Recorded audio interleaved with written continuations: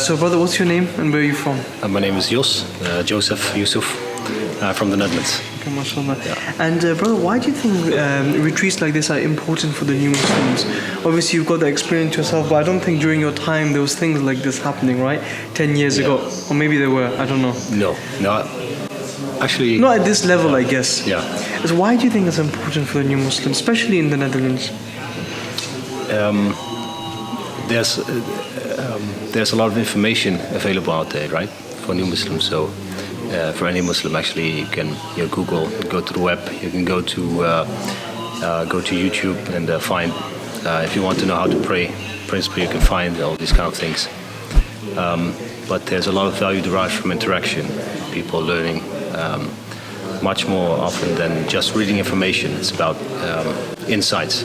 You get insights from these kind of meetings. Even me as the teacher was explaining about 5 pillars, and I knew that after 10 years, I would sit there, I would still get some new insights about it. There's some different. I feel the same thing. Every time I sit there, I think, you know what, I need a bit of this as well sometimes. Yeah, because but it wasn't stressing your mind. Exactly. It's highlighted this kind of things. Exactly. And, so brother, tell me, how did your journey with the Quran start? I think it started out with following classes on Arabic and tajweed.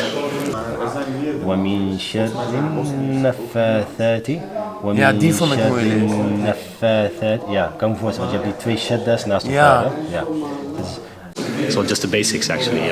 So it's I think it's quite a non-linear journey. So often what people expect is that we start out with learning Quran, and then we find out it's not like, I'm going to start out with the Quran, because there's a lot of technical stuff that's to be done before you can start, like learning how to read Arabic, learning tajweed rules, these kind of things. And I think this is like the kind of the challenging part to go through, that's often overlooked by us.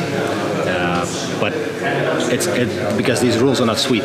But in order to experience sweetness of reading the Quran, then we have to be able to read it in the right way, so we experience the sweetness in the recitation.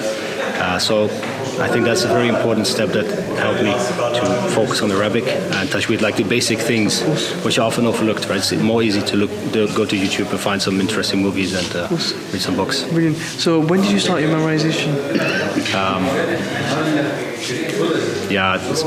I think 10 years ago. I remember that starting with the small surahs, and it was a very non-linear journey, like some surahs and stop and continue. And I'm still not finished, so if you don't mind me asking, how much have you memorized? Around a bit over half of the Quran.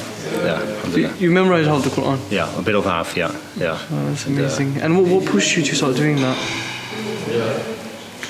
That's a very interesting question. I don't think there's there was this zeal to do it, but it's difficult to explain what it is.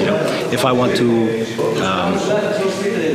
get this zeal from myself for anything, it would be difficult to. I don't know if it's something you have control over or not. Of course, yeah. If there's some motivation.